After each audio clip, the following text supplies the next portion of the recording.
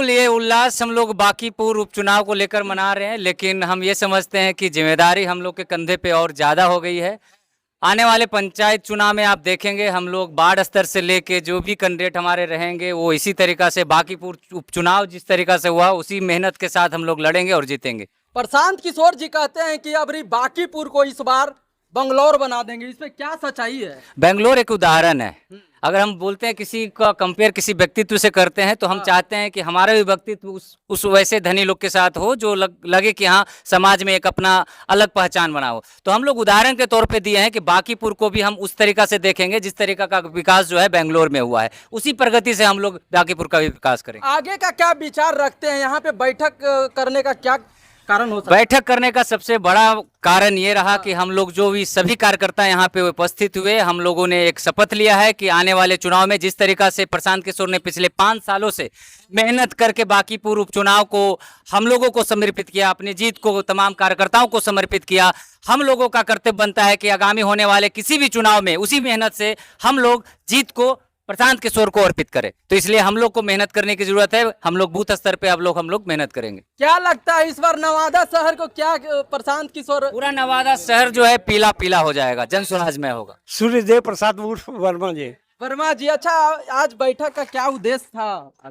हम लोग बैठक का एक ही उद्देश्य था कि बांकीपुर का संदेश पूरे हसुआ विधानसभा क्षेत्र में सब लोग बैठ करके उसको संदेश को समझे और बुझे और शपथ लिया है सब मिल करके कि जैसे बांकीपुर का जो इतिहास बना है आने वाला समय में हिसुआ भी उसी तौर तरीके पे जाति पाति धर्म से ऊपर उठ करके हम लोग जनस्वराज को आगे बढ़ाएंगे और प्रचंड जीत हासिल करेंगे। इसके लिए हम लोग कमर कस चुके हैं।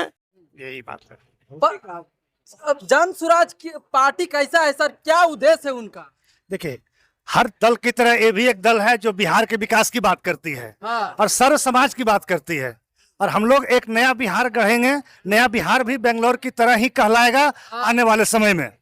क्या चाहते हैं हिसुआ विधानसभा को, क्या संदेश देना चाहते हैं? मेरे हिसुआ विधानसभा का को यही संदेश देंगे कि आने वाला समय में हिसुआ में भी जनस्वराज को एक मौका दीजिए और देखिए कैसे बांकीपुर की तरह हम लोग को भी एक मौका दीजिए ताकि हम लोग इस बिहार को गढ़ने में हिसुआ भी अपना हम योगदान निभाए। ठगने के सिवा कोई काम नहीं हुआ है। चाहे रोजगार का मामला हो, कहेगा कि एक चीज ध्यान दीजिएगा, ये जो बोलेगा सब उल्टा करेगा बीजेपी को, उसको दूध आता है। एगो देखने वाला है, साथे में जदयू वाला भी है। आज जदयू वाला को हम कहते हैं कि भाजपा सरकार जो अन्याय कर रही है, जदयू क्यों चुप है?